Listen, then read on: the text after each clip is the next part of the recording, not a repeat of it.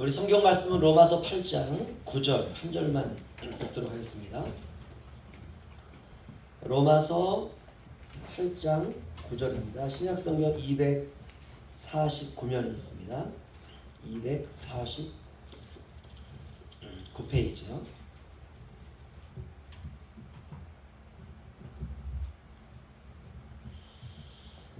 네, 우리 한 목소리로 함께 읽겠습니다. 시작. 만일 너희 속에 하나님의 영이 거하시면 너희가 육신에 있지 아니하고 영에 있나니 누구든지 그리스도의 영이 없으면 그리스도의 사람이 아니니라. 아멘. 내 안에 예수의 생명이 있는가? 라는 제목으로 우리가 성장에 관한 말씀 세 번째 함께 보도록 하겠습니다. 우리는 지구의 껍데기에 살고 있습니다. 그래서 우리 이것을 지표면 이렇게 말합니다.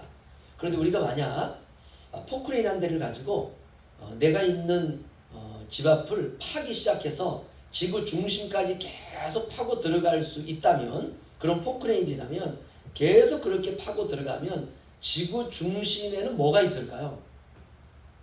불이 있습니다. 모든 생명체 안에도 불이 있습니다. 지구는 태양계라고 하는 우주 안에 들어가 있는데요. 그 태양계 안에도 뭐가 있냐면 불이 있어요. 그게 바로 태양이죠. 우리가 예수 그리스도를 믿고 난 이후에도 우리 안에는 불이 있습니다. 그 불이 뭐냐면 성령의 불입니다. 저와 여러분이 성령의 불로 활활 타오르시기를 주의 이름으로 축원합니다. 신자는요, 이 불이 있어야 돼요. 이 불이. 그 사람이 신자예요. 여러분, 불이 식으면 안 됩니다. 지구 그 중심에 만약 그 불, 마그마라고 하는 이 불이 만약에 식어버린다면 어떻게 될까요? 예, 지구는 죽습니다. 모든 인간은 다 죽습니다. 살 수가 없습니다.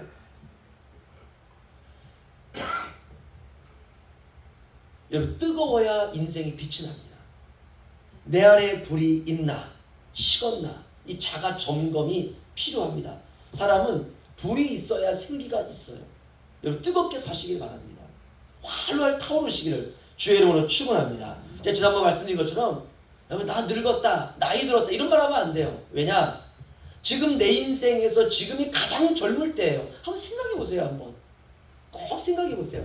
아, 내가 20대가 지나갔다, 30대가 지나갔다, 아, 내가 50대가 지나갔다, 60대가 지나갔다. 그러면 그냥 늙은 거예요. 그런데 20대라도 그때가 가장 젊은 겁니다.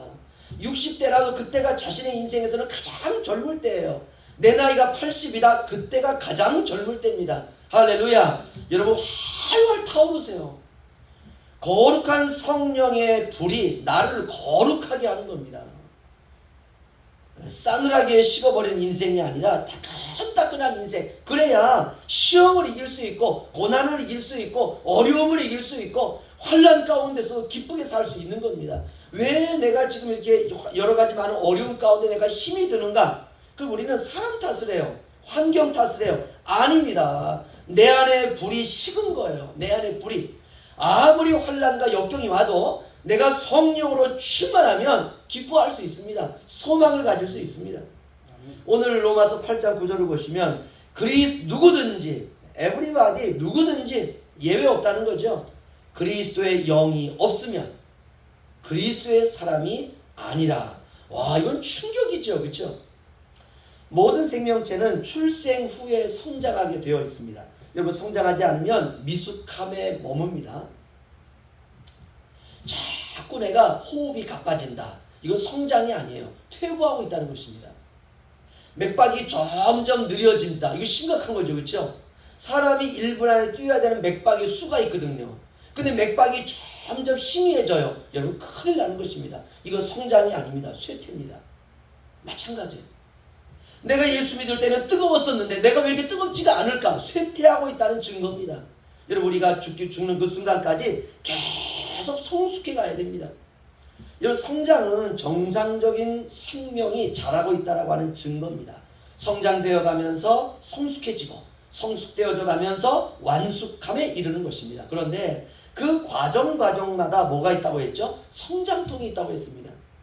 여러분, 이 성장통은 더 깊어집니다. 성장의 과정에 나타나는 성장통과 성숙함에 이르는 과정 중의 성장통과 완숙함에 이르면서 일어나는 과정의 성장통은 깊이와 내용이 다릅니다. 성장은 자람이고 성숙함은 익어가는 과정이고 완숙은 수확이 가능한 단계에 이르는 것입니다. 이 모든 것을 통틀어서 뭐라 그러냐? 변화라 그럽니다. 우리가 지난주에 성장에 관한 설교를 하면서 이렇게 말씀드렸습니다. 성장을 갈망하자. 갈망이 없는 성장은 내용이 없습니다. 변화에 대한 절절한 갈망이 있어야 됩니다. 변화라고 하는 것은 꿈틀대는 것입니다. 살아 움직이는 것입니다. 우리가 성장한다라고 하는 것은 그 안에 생명이 있다는 증거입니다. 저와 여러분의 비전은 변화와 성장으로 가는 것입니다. 나이가 들어갈수록 적극적으로 변화를 갈망하시고 나의 세월이 갈수록 우리가 성장해 가는 것을 적극적으로 우리가 기대해야 되는 것입니다. 한 사람이 예수 그리스도를 믿고 난 이후에 계속해서 변화와 성장을 거듭해 나아가는 것, 이것을 바로 축복이다 이렇게 말합니다. 신자의 목표는 변화와 성장입니다. 이것이 바로 교회의 목적이기도 합니다. 우리가 쓸데없는 것에 신경 쓰면 안 됩니다. 나의 영적인 변화와 나의 영적인 성장에 기여하지 못하는 쓸데없는 것에 자꾸 힘을 소진하게 되면 어떤 일이 일어나느냐? 정작 고난을 이겨나갈 수 있는 능력을 갖추지 못하게 된다는 것입니다. 인생은 누가 나를 책임져 주지 않습니다. 내 인생 책임져 줄 것 같은 사람들도 자기에게 유익이 되지 않으면 버리는 것이 인간의 본능입니다. 여러분, 주님만 바라보시고 하나님만 의지하는 그 믿음과 마음으로 사람들을 사랑하면 그것으로 족합니다. 그 이하도 없고 그 이상도 없습니다. 그렇다면 우리가 변화와 성숙으로 나아가기 위해서 우리에게 꼭 있어야 될 것이 무엇인가? 그것은 바로 예수의 생명이라는 것입니다. 내 안에 예수의 생명이 있는가 없는가 우리는 늘 살펴야 됩니다. 생명이 없는데 변화와 성장을 기대하는 것은 망상입니다. 내가 죽어 있는데 나는 잘할 거야. 내가 죽어 있는데 내 안에 영이 죽어 있는데 나는 성장할 거야. 이건 넌센스입니다. 여러분, 살아 있어야, 생명이 있어야 성장이 가능한 것입니다. 그렇다면 성장의 출발은 무엇인가? 그것은 바로 생명입니다. 쉽게 우리의 이야기로 시작을 하죠. 여러분, 교회에 나오면 교인이 됩니다. 그러나 그리스도인은 되지 않을 수 있습니다. 그리스도인은 교인이 아니라 예수의 생명이 그 안에 있는 사람, 이 사람을 그리스도인이라고 말합니다. 천국은 누가 가는가? 교인이 가는 나라가 아닙니다. 그 안에 예수의 생명이 있는 사람이 있는 그 사람이 가는 나라, 그것이 바로 천국입니다. 오직 예수 그리스도를 주님으로만 모신 사람, 그 사람이 가는 나라, 그것이 바로 천국입니다. 그런 의미에서 우리는 내 안에 예수의 영이 있는가, 내 안에 예수의 생명이 있는가 스스로 점검해야 됩니다. 오늘 본문은 사도 바울이 로마에 있는 교인들에게 쓴 편지입니다. 우리 8장 9절 다시 한번 읽겠습니다. 우리 다 함께 읽죠. 시작. 만일 너희 속에 하나님의 영이 거하시면 너희가 육신에 있지 아니하고 영에 있나니 누구든지 그리스도의 영이 없으면 그리스도의 사람이 아니라. 아멘. 여러분, 충격적인 말씀입니다. 그리스도의 영이 없으면 누구든지 그리스도의 사람이 아니라. 너무 매정하죠? 교인이라 할지라도 그리스도의 영이 없으면 그리스도의 사람이 아니라 라는 뜻입니다. 그런데 이것보다도 더 무서운 말씀이 있습니다. 여러분, 뒤로 가시면 고린도 후서가 있는데요. 고린도 후서 13장 5절 말씀 보겠습니다. 고린도 후서 13장 5절 말씀, 신약성경 301페이지에 있습니다. 고린도후서 13장 5절, 우리 다 함께 읽겠습니다. 시작. 너희는 믿음 안에 있는가? 너희 자신을 시험하고 너희 자신을 확증하라. 예수 그리스도께서 너희 안에 계신 줄을 너희가 스스로 알지 못하느냐? 그렇지 않으면 너희는 버림받은 자니라. 아멘. 예수님이 우리 안에 계신다는 사실을 스스로 알지 못하면, 야, 내 안에 주님 계시는구나, 주님 나와 함께 하시는구나, 주님 나와 동행하시는구나, 주님이 나의 마음을 기쁘게 하시는구나. 주님이 나의 마음을 설레게 하시는구나. 주님이 나의 마음에 변화와 성장에 대한 기대를 주시는구나. 나에게는 천국이 기다리고 있어. 주님이 나를 붙잡아 주실 것이야. 주님이 나를 넘어지지 않도록 주님이 함께 하시고, 넘어진다 할지라도 나를 일으켜 세워 주실 것이야. 주님 감사합니다. 할렐루야. 이게 스스로 내 안에 주님이 있다는 것을 아는 거죠. 죽겠다. 미치겠다. 그냥 때려치고 싶다. 이것과 완전히 다릅니다. 우리 안에 예수님이 계신다는 사실을 스스로 알지 못한다면 그 사람은 버림받은 사람이라는 것이에요. 여러분, 이거는 더 충격적입니다. 누구든지 그리스도의 영이 없으면 그리스도의 사람이 아니라, 이것보다 더 충격적인 것, 너희들 안에 믿음이 있는가 스스로 시험하라. 너희들 안에 믿음이 있는가 스스로 확증하라. 그리고 나서 예수 그리스도께서 너희 안에 계시는 것을 너희가 스스로 알지 못한다면 너는 버림받은 자야, 이 말입니다. 사랑하는 성도 여러분, 한 주간 동안 살아가시면서 스스로 자신의 상태를 점검하실 때, 주님이 나와 함께 하신다, 여러분, 이런 확신 가운데 사시기를 주의 이름으로 축원합니다. 그래야 돼요. 그래야 돼요. 여자가 결혼하면 몸에 아이를 갖는 시간이 찾아옵니다. 여러분, 아이를 가지면 어떻습니까? 아이를 갖고는 첫날 아나요? 절대 몰라요. 절대 모릅니다. 이 3개월이 지나야 됩니다. 그래서 여자 스스로 자신의 몸에 이상을 느끼는 거예요. 이상하다. 이걸 느끼는 겁니다. 그래서 점검하지 않습니까? 산부인과를 가든지 자가 테스트를 하든지 아무튼 테스트를 합니다. 그런데 10개월이 다 찰 때까지 나는 전혀 몰랐다. 이건 무딘 거죠. 그러면 얼마나 좋습니까? 그렇죠? 고통도 없고 아무것도 없다가 애기 딱 나온 날 뒤로서 알았어요. 내가 애를 가졌네? 애를 딱 낳습니다. 얼마나 행복할까요? 그러나 그렇지 않습니다. 2, 3개월 정도 되면 다 압니다. 반드시 알게 되어 있습니다. 왜 그렇습니까? 아이가 뱃속에서 자라기 때문에 그렇습니다. 생명은 그런 거예요. 그러니까 어떻습니까? 자기 스스로 알게 되어 있잖아요. 그렇죠?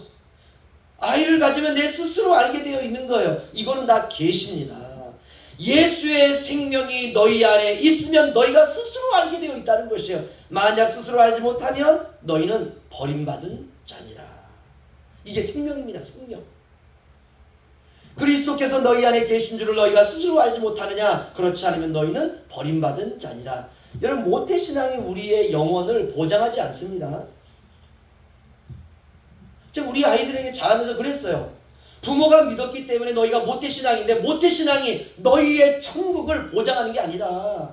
누구라도 예수 그리스도를 개인적으로 인격적으로 영접해야 됩니다. 예수님을 영접하는 것은 부모와 상관이 없습니다. 여러분, 직분이 우리의 구원을 보장하지 않습니다. 제가 목사라고 해서 제가 구원받나요? 그렇지 않습니다. 교회에 직분받은 사람들 가운데 전혀 영적이지 않은 사람들이 많다는 것을 여러분 꼭 아셔야 됩니다. 직분은 제도적으로 우리가 받는 것입니다. 그러나 예수의 생명이 없기 때문에 자라지를 않는 것이에요.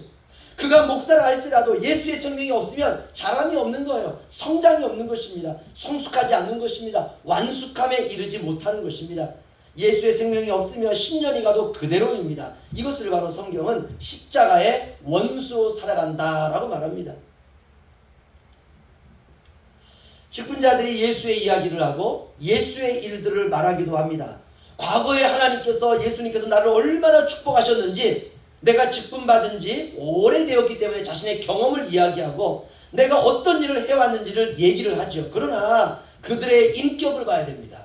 그들의 삶을 봐야 돼요. 그들의 섬김과 그들의 봉사와 그들의 가치관을 보면 예수님과 전혀 상관없는 인생을 살아갈 때가 너무 많다는 것입니다. 물론 우리가 사람을 함부로 판단해서는 안 됩니다. 그러나 어느 정도 그들을 판단할 수 있는 기준을 주님이 주셨다는 것을 아셔야 돼요. 여러분, 마태복음 7장으로 한번 가보시죠. 마태는 더 심각한 충격적인 말을 우리에게 던지고 있습니다. 마태복음 7장 16절에서 20절 보겠습니다.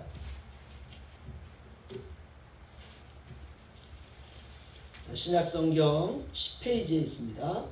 마태복음 7장 16절에서 20절, 저와 한 절씩 교독하겠습니다.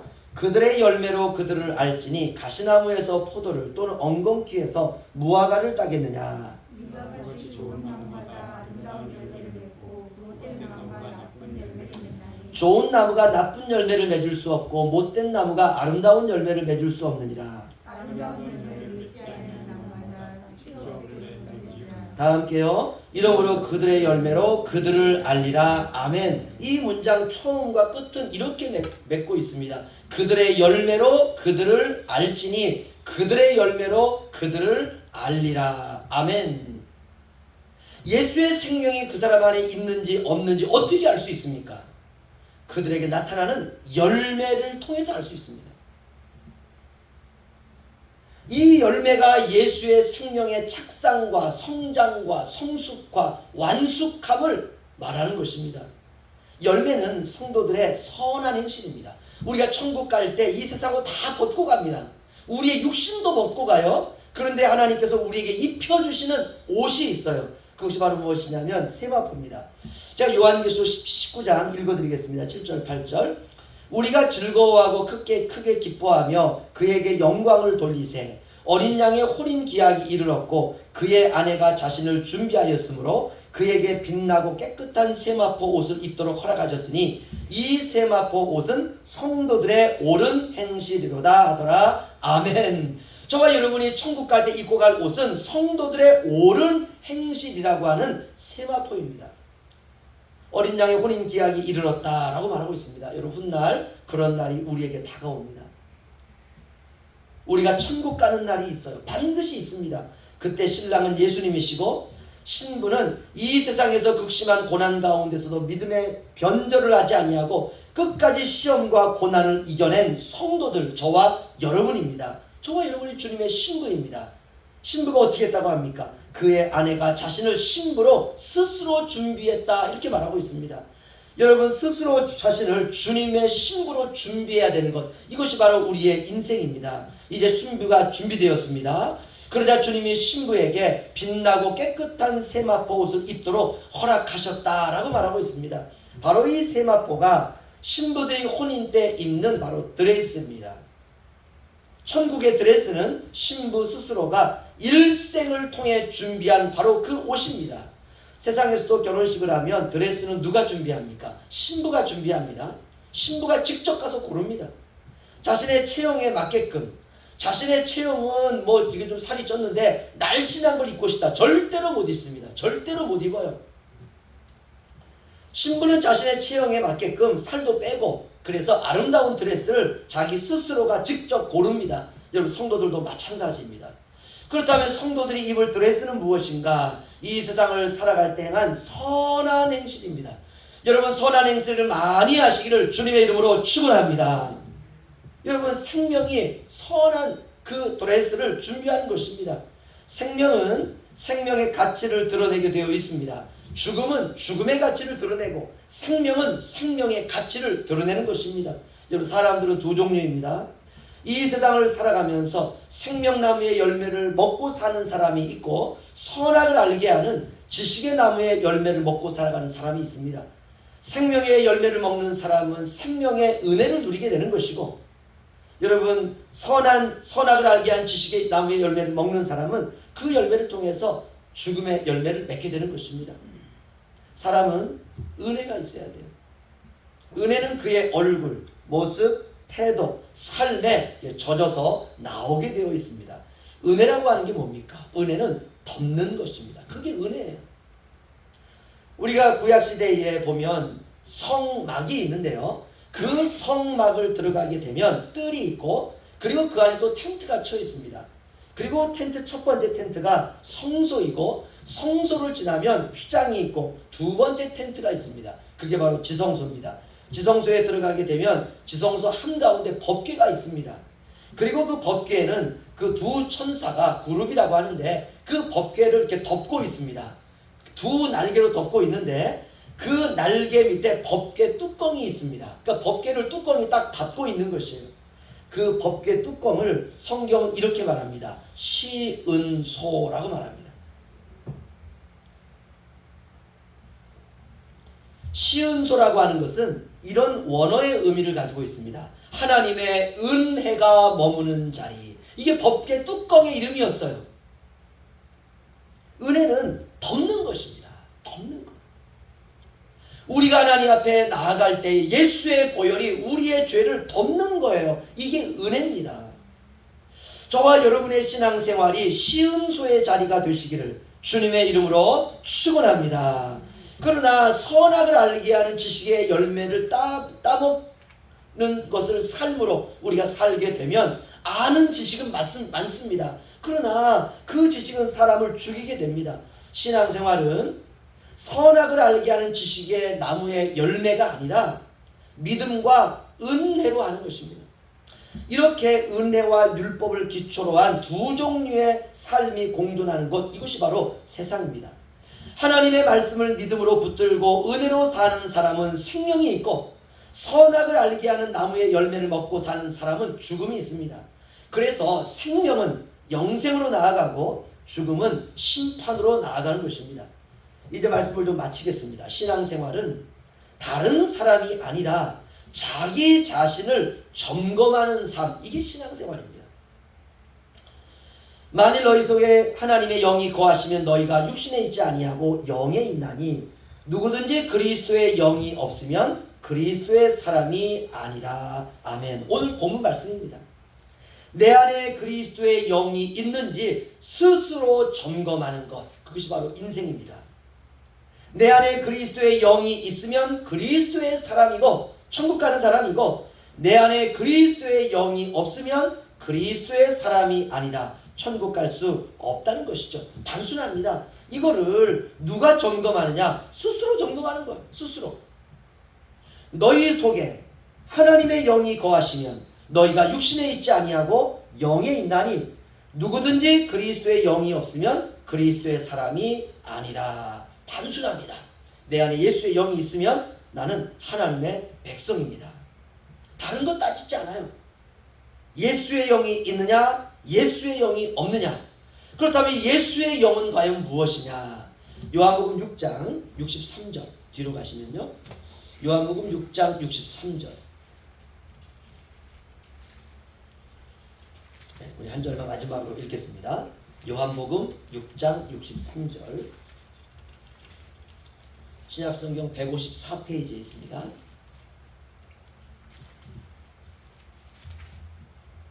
우리 다 함께 읽겠습니다. 시작. 살리는 것은 영이니 육은 무익하니라. 내가 너에게 이른 말은 영이요 생명이라. 아멘. 사람을 살리는 것, 그게 바로 영입니다. 그러니까 예수의 영이 있으면 사람을 살리는 거예요.